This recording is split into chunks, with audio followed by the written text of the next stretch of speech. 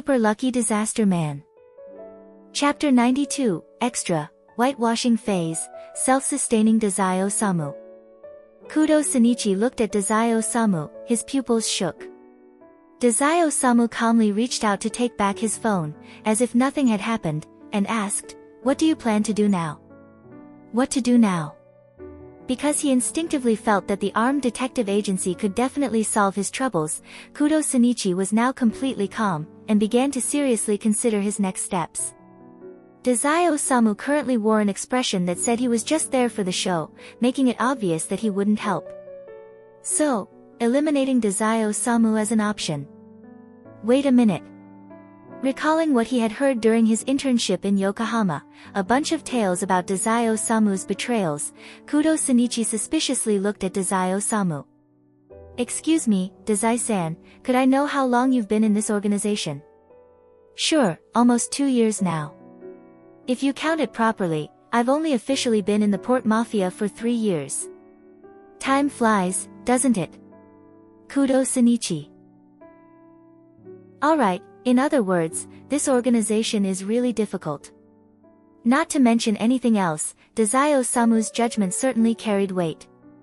If he could stay in the organization for that long, it couldn't be underestimated. That conclusion was wrong.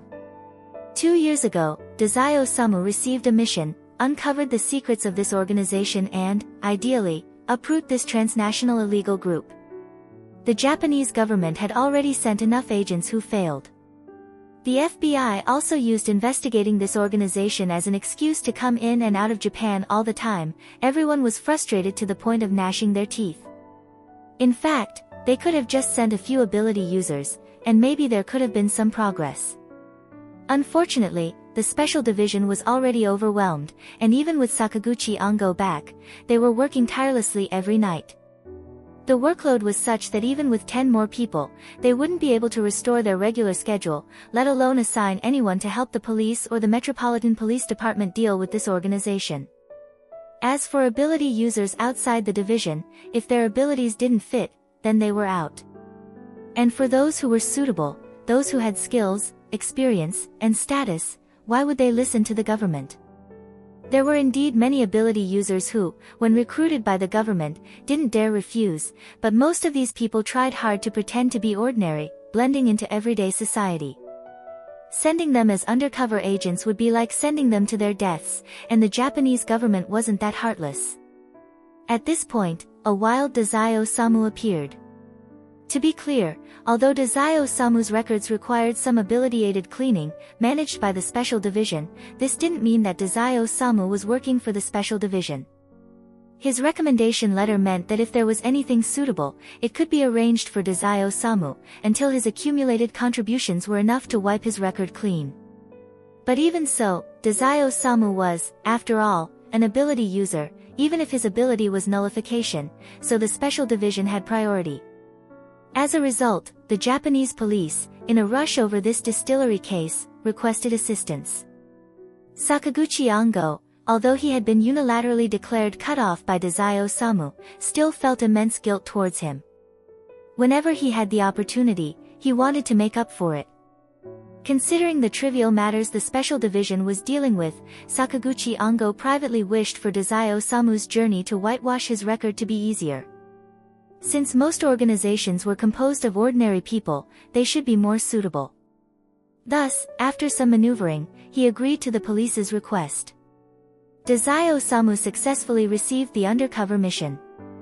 But even Sakaguchi Ango didn't expect that Dazai Osamu would drag out this mission for 2 whole years. When he initially joined the distillery, Dazai Osamu used the excuse that he had just escaped and joined them, so he hadn't gained their trust yet and couldn't provide any intel. After a while, when the police started suspecting he might be slacking off, Dazai Osamu suddenly produced several pieces of vital intelligence, allowing the Japanese police to prevent a few incidents almost comparable to the collapse of Tokyo Tower. Because of the distillery's extremely loose structure, the police often gave Dazai Osamu a few tasks to see if he could help whenever possible, making it seem like Dazai Osamu was incredibly busy, though, in reality, he was quite leisurely. Once the distillery lifted their surveillance on him, Dazai Osamu became even more free, even successfully mixing into Komaeda Nagito's household, leading a life no different from before. Komaeda Nagito hadn't expected Dazai Osamu to be able to return so soon, so he curiously asked, "What exactly is your mission to whitewash your record?" "Find out this organization's, let's just call it the distillery, leader's identity and goals, and if possible, bring it down." Dazai Osamu told Komaeda Nagito everything without holding back, cheerfully betraying those above. "It's a job that's perfect for slacking off." That assessment was quite delicate. Komaeda Nagito raised an eyebrow. "Slacking off? As long as this organization remains active, I can stay in an undercover mission status," Dazai Osamu said with a smile. "Occasionally tossing out some intel counts as a contribution. There's so much in this organization that can be exploited." In fact, Dazai Osamu's actions were incredibly cunning. He sold the Japanese government information that seemed very dangerous, urgent, and required immediate intervention. In fact, some of it was fabricated by him. Yes, he, Dazai Osamu, an undercover agent, during his initial evaluation at the distillery, based on their needs, carefully planned a highly feasible plan and submitted it to his evaluator. The evaluator was astonished upon seeing the plan and immediately escalated it to the action group led by Jin. After Jin reported it to the boss, the organization gathered intelligent individuals for a discussion and concluded it was worth a try. Dazai Osamu, who was highly proficient in psychology, had crafted the plan to appear quite ordinary, yet anyone reading it seemed to hear a voice in their head saying, "Original price 10,000.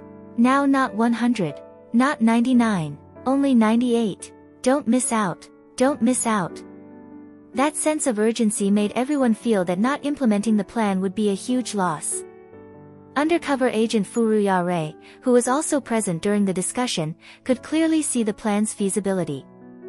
Although there was no overly enthusiastic language, he almost forgot his own stance, feeling an impulse to execute the plan, as if success was inevitable.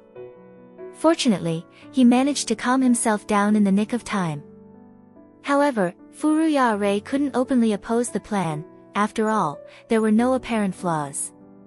If he showed unusual resistance, he would be suspected of having ill intentions towards the organization, so he anxiously sought an opportunity to leak the intel.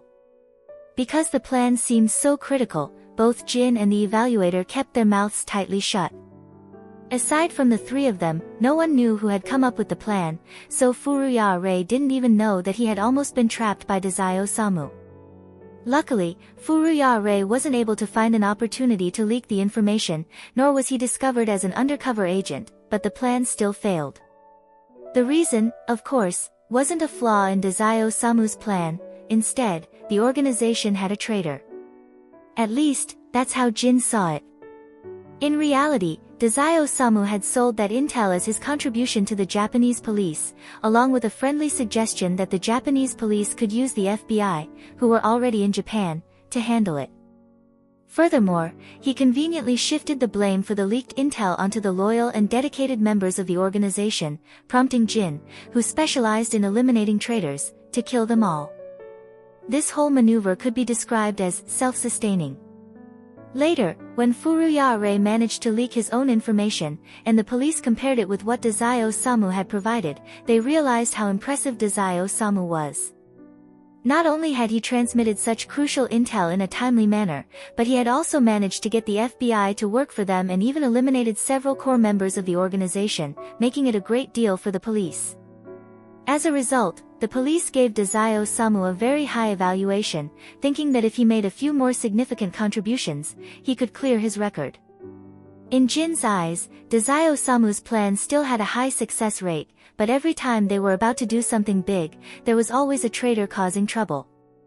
Of course, he also suspected Dazai Osamu, but having a traitor show up at those times actually fit the logic quite well. Because trivial matters aren't necessary, only things like this are truly worth a traitor exposing themselves.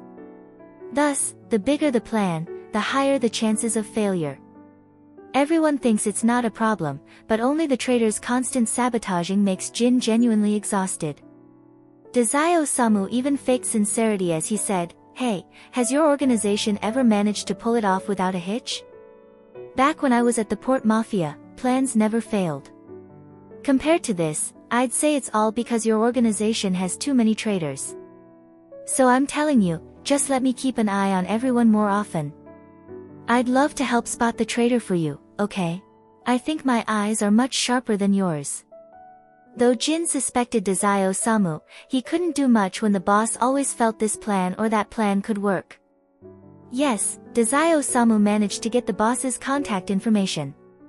Every time there was a plan, he directly sent it to the boss, and then the boss would get convinced and assign Jin to carry it out.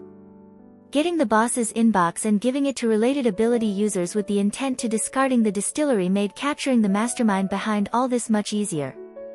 However, switching missions didn't guarantee this level of information advantage again, and such a self-sufficient method would not continue for long. Thus, Dazai Osamu decided to conceal the intel, planning to farm as much credit as possible from the distillery before releasing this information. This wave could be described as, can't drain the pond and catch all the fish. Because of that, the Japanese police even felt that Dazai Osamu was really incredible, as if he were 10 undercover agents rolled into one, almost prompting Furuya Rei to be recalled. Sakaguchi Ango, who was familiar with Dazai Osamu, actually had his doubts. He thought Dazai Osamu was taking too long on this mission, but he couldn't really voice his suspicion, so he just kept it to himself.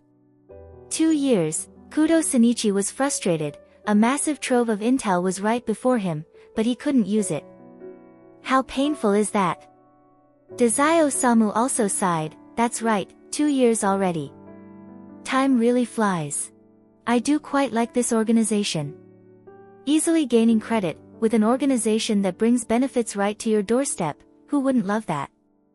Komaeda Nagito coughed lightly. Actually, if you want information on this organization, I could introduce you to someone. He meant Furuya Rei, who was still undercover. Before Kudo Shinichi could respond, Dazai Osamu's phone rang. Komaeda Nagito casually grabbed it and checked the caller ID, then put it on speaker. Hello? Edogawa Ranpoa's voice came through the phone, directly exposing Dazai Osamu's loafing. Komaeda, isn't this Dazai Osamu's phone? Hello? Are you listening? It's been 2 years. Shouldn't it be about time to make a move? Chapter 92 End.